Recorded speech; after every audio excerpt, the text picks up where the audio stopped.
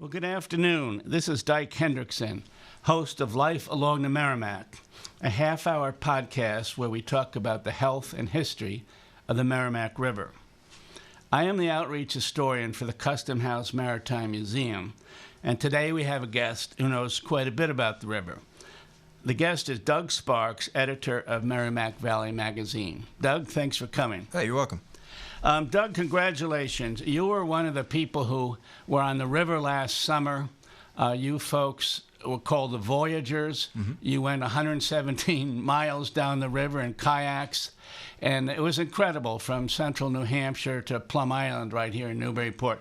Can you talk a little about how the journey came about? I mean, what were your goals when you started out? Yeah. Well, my goal, I was just there as to report, to tell the story. The core group of the Voyagers, I think, that's Lane Glenn, president of Northern Essex Community College, was the first person I spoke to about that. And I think initially it was, I don't know if you know Lane Glenn. Has he been on? Okay. Mm-hmm. So he's a athletic, outdoor kind of guy, and he's interested in a number of different factors that relate to the water. But one of the big things is recreation. Right, getting out there and kayaking, having a good time. And I think as interest began to widen, people were also beginning to realize, this is my sense of what was going on, that there were some other issues that we could address that go beyond just going out and paddling around having a good time, and sort of pushing yourself physically. 117 miles in a kayak in 4 days is a lot. It is. And then, people started talking about sewage overflows and connecting cities. So like I before the actual event, I met with Dugan Sherwood from Haverhill, who's the head of I can't remember his exact title, but he's in the Greater Haverhill Chamber of Commerce. And he was really interested in how do we get Haverhill talking to Lawrence, talking to Lowell, talking to Manchester in a way that is of mutual benefit to the cities along the river. Well, you had a couple people well known to us here. State Senator Diana DiZoglio. Yeah. She was on the trip for different parts. State Rep Jim Kelcourse was on it, I think, for the whole way. Diana was too. Yeah. How are the folks chosen for this? It seems like an amazing group. And yeah. How did you come to the people who actually got into the kayak? I think Lane probably guided that. Lane Glenn probably guided the choice of who was involved. And maybe people sort of heard about it and asked if they can be involved. There were some who were going to do the whole thing and couldn't do it. But what's amazing to me about Diana and Jim and sort of the political people involved is it's an act of bravery to go out there and do this. Forget about the political issues, right? To get out there and to potentially make yourself look foolish, right? And to get with a bunch of strangers. Like, we were going to tent along the water. The weather didn't hold up for us to really do that. But this was an act of courage for people like that, because they could have looked really bad. And it was physically demanding. And one of the things that I got from reading your good coverage in Merrimack Valley Magazine was, when you did make a commitment, you first of all you trained, but beyond that you were concerned about your shoulder and whether it would hold up. So my question is, does the river push you down, or is there? I mean, obviously there's a lot of paddling to be done, but tell me about the current and also how you dealt with it with a bad shoulder. Yeah. Well, the river is fickle, and there's the current and there's the wind. So we were not lucky, and we were trying to do this in 4 days. So the first 2 days, the days where I was there, out on the river, were the toughest because we were really going into the wind. And the way I dealt with it, I mean, it became, I have an old shoulder injury, and it became pretty clear maybe the middle of day one that I was going to have a problem with this, because you're supposed to kind of rotate your arm up, and my arm wasn't going up all the way so part of it was just Lane Glenn was really supportive, and he has done all sorts of adventure work, and he would just say you just kind of have to put one foot in front of the other and keep going, and that was the mindset. So I just would start like counting the paddles, and it was sort of painful, because I was like, all right, well, I'm just going to do 10 now. So I would do 1, 2, 3, 4, and I go up to 10, and then I would do, okay, I'm just going to do another 10, and I would keep going, and I would take a break when I could. There was some ibuprofen involved at some point too. Well, one of the things is that trek, although there's a lot of rural area north of Manchester, New Hampshire, you go through some urban canyons, as it were, and Lowell is known for having canals, having dams. Right. So I imagine portaging, and when I talk about portaging, I know it to be lifting up your canoe, your gear, and actually walking around and putting in a little downriver. So there must be some portaging as well. And that was almost a break. It's not easy to lift kayaks loaded with gear, but at the same time, people had just been pushing themselves for 3 hours. But it's funny, if you look at the pictures in the magazine, you see Jim Kelcourse out there like lifting 2 canoes. Jim was like a CrossFitter. He was a former linebacker. He played at Villanova University. He's a really bright guy, but he has this athletic past, and he's super, super strong, and he's sort of competitive. So it was like when everybody was kind of getting tired and starting to complain, he'd be walking by with canoes up on his shoulders, and really putting us all to shame. Well, we've all seen, the mills of Lowell and Lawrence and Haverhill and of course Manchester. So, but from the water, they must have looked quite large and formidable. Yeah. And we talk about this, on the program frequently. In the 1820s, Lowell started getting built up, and 20 years later, Lawrence. In fact, the community of Lawrence was built around the mills rather than vice versa. What did it look like from the river to see these huge mills? Yeah, I found it very beautiful, and this is where we were lucky as far as the weather. There was some rain, but during, mostly at night, so that affected the living arrangements. But during the day, it was very pretty and very quiet. So you're going through Manchester, you're going through a city, and everything is sort of still, and the water is sort of gentle, and it was warm but not hot. So I have really nice memories of the urban parts of this. And I think this is, a lot of people experience this when they go out kayaking, because you see it from this different perspective. You think you're going to be looking up at these like giant buildings and it's going to be maybe a little bit grim. It's not like that at all. It gives you it reminds you that nature and natural spaces and urban spaces are intimately connected. Well, one of the things that I'm always curious about, I wrote 2 books about the French Canadians coming to the mills of Maine, and of course Massachusetts, whenever. And the mills are huge. And I've always wondered about the brick business. Now, we've heard a lot about the textile business. The amount of brick that was created in this part of New England is immense.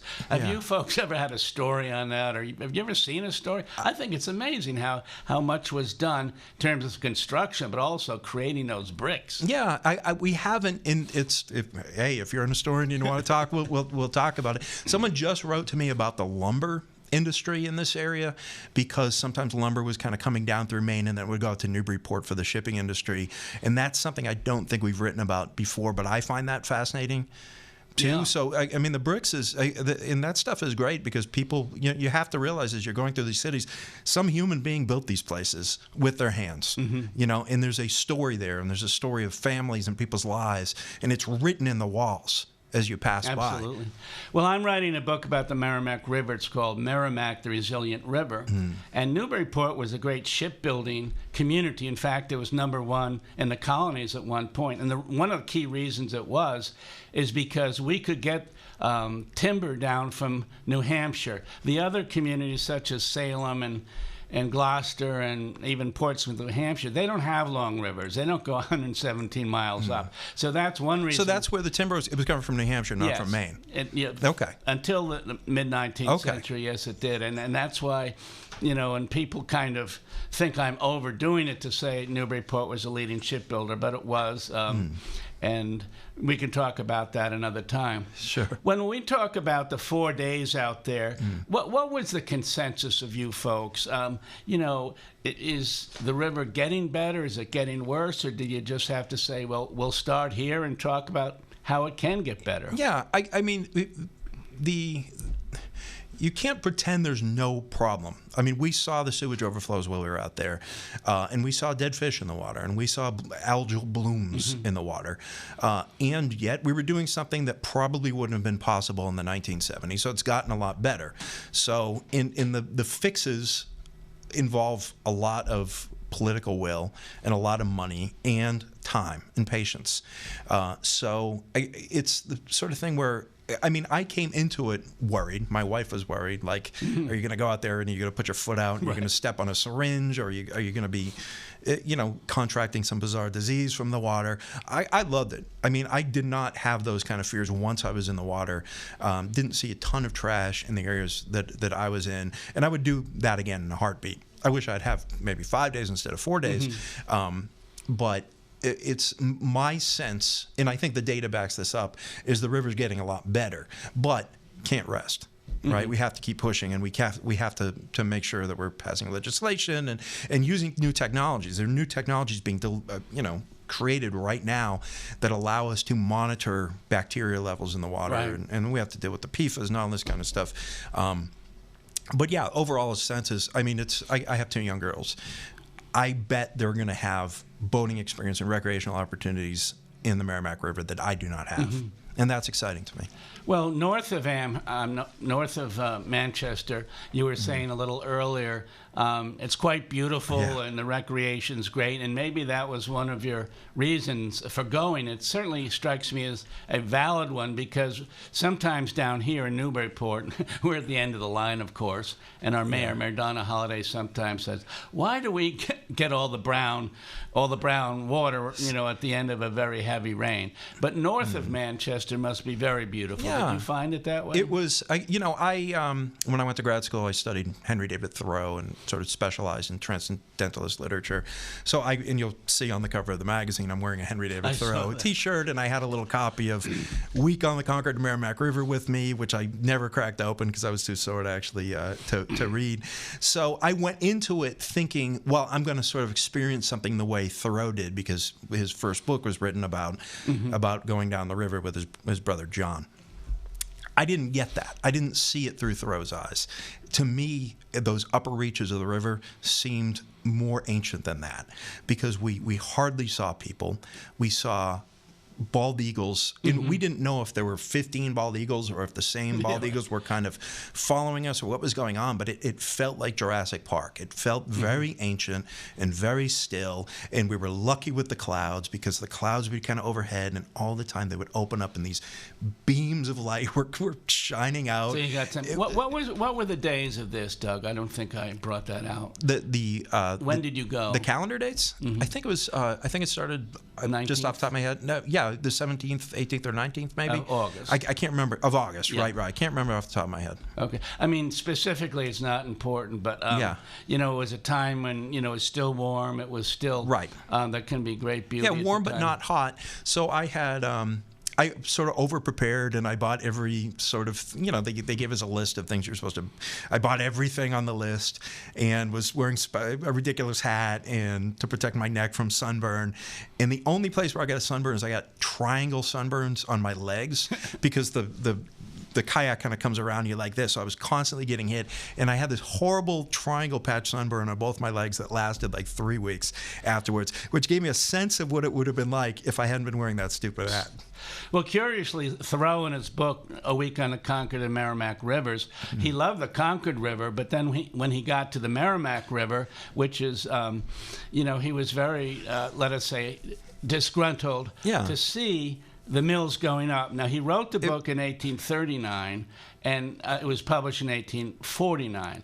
But since we've discussed that in Lowell, at least, the mills started in the 1820s. In Lawrence, they were starting up. So he was beginning to see that, hey, we've got a beautiful river here, but these mills are very large and quite intrusive. Yeah, it was already too much for him. It was already too urbanized for him, even back then. Well, when we talk about fixes to this, and we've talked about it on the program. In 1972, of course, the Federal Clean Water Act was passed by Ed Muskie, who was from Maine, but it helped the Merrimack River a great deal. And Lori Trahan, who is a congressional representative from the Lowell area, is trying to help out right now. And I heard her speak recently, and she said, down in Washington, I'm known as a sewage lady. And so she's really working on it. But one thing she pointed out is there are programs, but they're loans rather than grants. So I'm wondering if the day will ever come when we can come back to Ed Muskie's day, which lasted from 72 to 87 at least. That's when the grants were in play. Can there be grants be out there, or this rather than loans, or is this something we don't know yet? Well, I don't know, but my guess is that sort of thing can happen if enough people are behind this, if there's political will, and if people are angry and want to see the water, and not just a small group of people, but a massive people decide this is important to us, and you begin to understand the importance of the river goes beyond just kayaking, right? This is the whole thing about the voyage. It's not about the kayak, right? It's also about what's happening in downtown Haverhill and what's happening in downtown Lowell, and it's what's happening with industry. And if the water is healthy, now there's a whole bunch of new people who start going to the restaurants in those areas and start shopping in these main streets, which have been struggling to find clients for a while, right? So this just goes beyond recreation.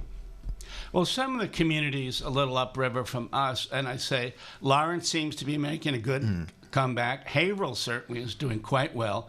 Are you getting the sense that these communities, are doing better than, say, 2 decades ago? Oh, absolutely. Yeah, I think it's beyond a sense. It's beyond a personal sense. I think the data shows that. But we also didn't have to deal with the PFAS, I think, 20 years ago. So there's new problems too, but also new technologies that we can use if there's will and if there's intelligent people trying to deal with, like people from the Merrimack River Watershed Council trying to deal with these pollution issues and use every available new technology to keep the river clean and keep getting it cleaner and doing what we can and pressuring the people in office. We're lucky in this area because you mentioned, Laurie Trahan and Diana Zaglio and Jim Kelcourse. We have sort of across the aisle interest in keeping the river clean. So we're fortunate in that way. It's like we don't have to convince the politicians. Politicians are convinced. They're already convinced, and now we just have to sort of support them and keep working and keep the foot on the gas pedal. Well, the Voyagers trip got a lot of attention. So this is Dyke Hendrickson. The show is Lifelong to Merrimack. I'm with Doug Sparks, who is editor of Merrimack Valley Magazine, which circulates in our area. Doug, how did you get into journalism? This is one question that people sometimes ask me, but I must ask you the question as well. How did you get into this glorious field? Yeah. Well, I know the show is only half an hour long, convoluted sort of way. So my background is in English literature, but while I was in college, I was the editor of my college newspaper. I was the editor. Where was that? This was Goddard College, a little hippie college alternative hippie college up in Vermont. I went to Chelmsford High School, so I grew up in this area, and I was the editor of the Art and Literary magazine. And then when I went to grad school, I was an editor at Applause Books, which is a theater publishing company.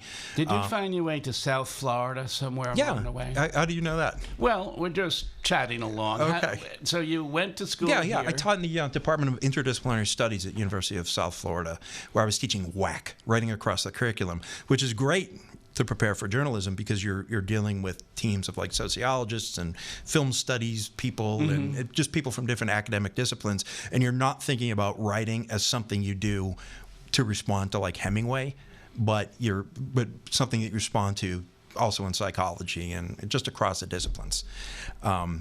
So yeah, I taught there for 2 years, came back, and I was in New York. I was in New York for grad school for 10 years, and then came back in this area and was doing odd jobs. I drove a delivery truck. I taught Brazilian Jiu-Jitsu for 10 years at Mass BJJ in Acton, Mass.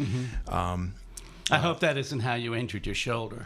Well, no, it is. Oh, for sure. Oh, I have lots of. If you see me hobbling around the parking lot, I have lots of injuries from my jiu-jitsu career. Now retired, but I was freelancing the whole time, and I think the first article I pitched in the magazine was on mushroom hunting. That was another kind of hobby of mine. I like to forage. So I pitched something on mushroom hunting, and they picked that up, and that was in 2014, 2015, and just kept writing for the magazine. I wrote about for this magazine? Yeah, and I was writing for other things. I was doing some just kind of creative writing, but I wrote something on the roast beef sandwich in this area and maple farming and all sorts of stuff, and that's what led me to start doing this professionally full time. When when I got hired, I wasn't doing this full time. I was a freelancer, and I was working in the coffee industry as a roaster. Had you, when you left to go to Florida and then you were in New York, Yeah. Was it a goal to get back to the Merrimack Valley, or not necessarily a conscious goal? Wasn't a conscious goal. In fact, I never would have imagined it happening, and it sort of happened by accident. Sort of long story. I had to come back, deal with some sort of family issues.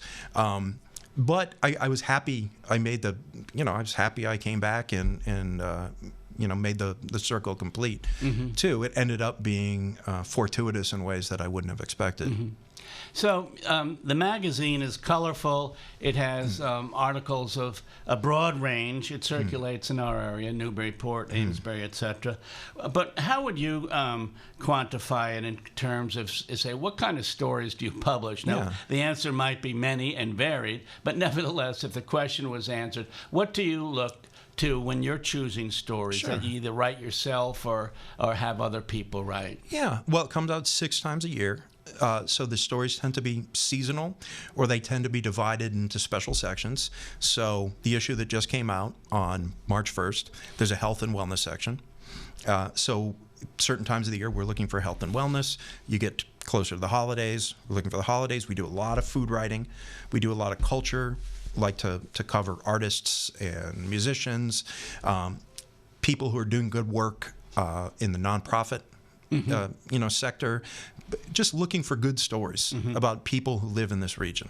It seems like food, all publications are interested in food, but I've noticed a number of interesting stories in food and restaurants. Is that a uniting factor in the Valley? Do a lot of people like to go out, or at the least, do they like a good meal and good cooking? Yeah, absolutely. It's interesting because in some ways, we don't have a regional cuisine other than maybe like the chicken barb. People talk about the chicken barb, and there's there's a certain type of roast beef sandwich but in general, we don't have a regional cuisine that you might have in like Tennessee. So it's strange, but that is good. Now, people like the Horn brothers, who are some farmers who live up in New Hampshire, they write a column for the magazine where they talk about food that you can use from your CSA. So if you have a farm share and a subscription, we'll figure out, okay, in May, such and such dishes, such and such items are going to be in your CSA bag. What can you do with those? And what they're doing, which is interesting, is starting to kind of raise this question of what a regional cuisine would look like based on what our farms produce.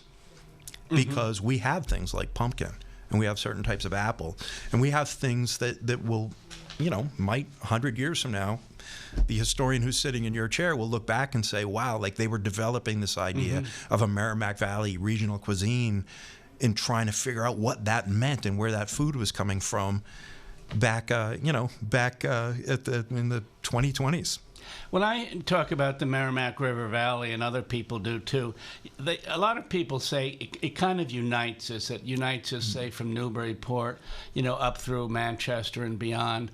Do you notice that, and are there elements to the valley that, from your editor's desk, you feel, people have in common, and we feel the river, I wouldn't say brings us together, but is certainly a resource that we're all aware of?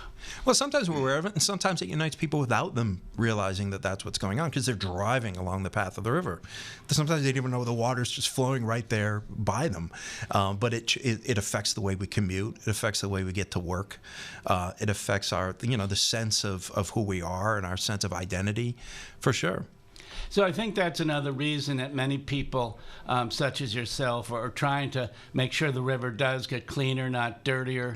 In Newburyport, for instance, because the river has gotten cleaner in the last couple decades, there are 1,500 boats registered as recreational vessels here, and more in Amesbury and Salisbury. So we have definitely felt this. So, I think that communities upriver as well are, having a good moment because things have gotten better. Yeah, and what they're looking to do, like in Haverhill in particular, that's going to be really fantastic if they pull it off, is have boat tours that can take you between, say, for example, Lowell and Haverhill. So you can go, so you can go to a bar, you can go to go get some barbecue in Lowell and come back to Haverhill by the boat. You don't have to worry about the Uber. You don't have to worry about driving if you've had a few beers. And this is in the works, and this is going to be fantastic fun when imagine going out to dinner by boat along the Merrimack River. It would be fun. It'd be fantastic. And this has happened 100 years ago and less. There were vessels on the river. I've seen pictures of them. Perhaps you have also. It really was a lively spot, and people did go upriver. Sometimes people got on vessels in Newburyport and went to Salisbury. So, things were active in the past. I think, the river got dirty, people lost faith, but it seems like we're entering, a strong period when people say, gee, this is great. What more can we do with it? Can we visit the next town? It seems to have a lot of potential. Sure. We wouldn't exist if people didn't have that sense, right? The Merrimack Valley Magazine, it cover this region, cover these people, and tell these people's stories. We're there because of this, sense there's something connecting us.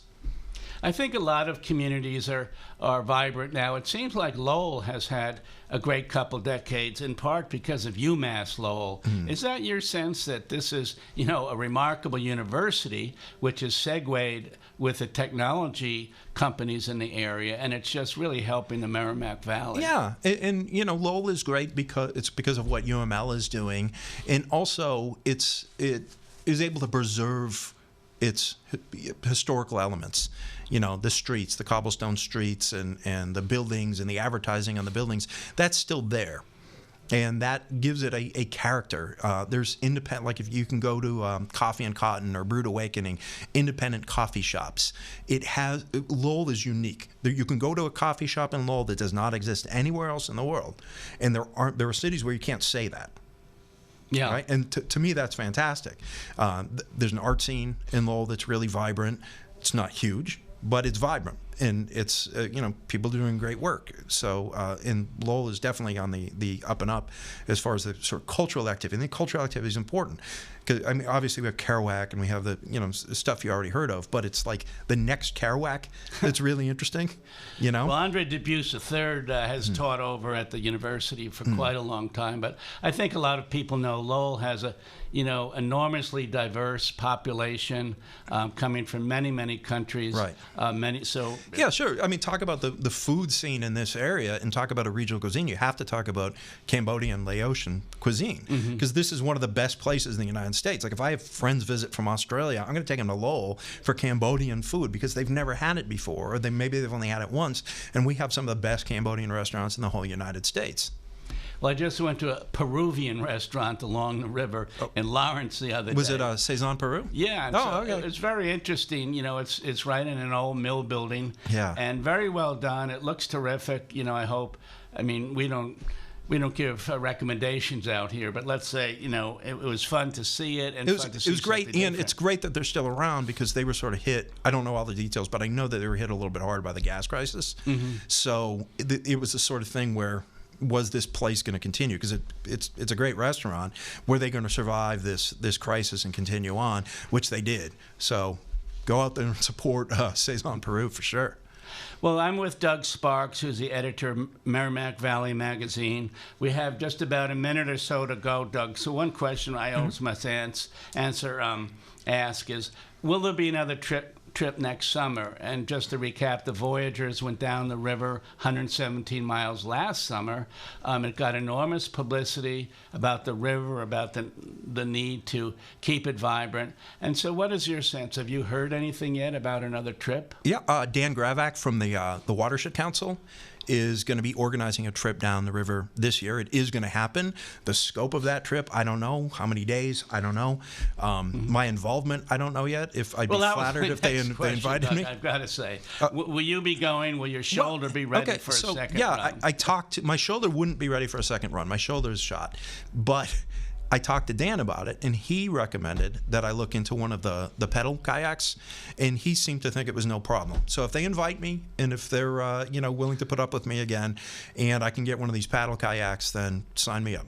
Well, that sounds great. And I think I read somewhere in one of your stories that, your whole crew arrived at Plum Island within 10 minutes of your estimated time of getting there. That's Lane Glenn. When you think of the variables, that's a pretty big achievement. That's Lane Glenn. If you want to understand the personality of Lane Glenn, the fact that happened, that's him. That's his mindset and his organizational capabilities. So he is the president of Northern Essex, and he was on this show. And I mean, he's an energetic guy. He's a can-do guy. Right. And so he is, bringing a lot to the table. So I want to thank Doug Sparks for being with us today. This is, informative for me. I hope you folks listening and watching learned something, because it was a great trip, and Doug's magazine covers the area well. So, Doug, I'm going to say thank you and good luck in the future, and give us a buzz before you push off on your next river cruise. For sure. Okay, thank you very much. Thank you.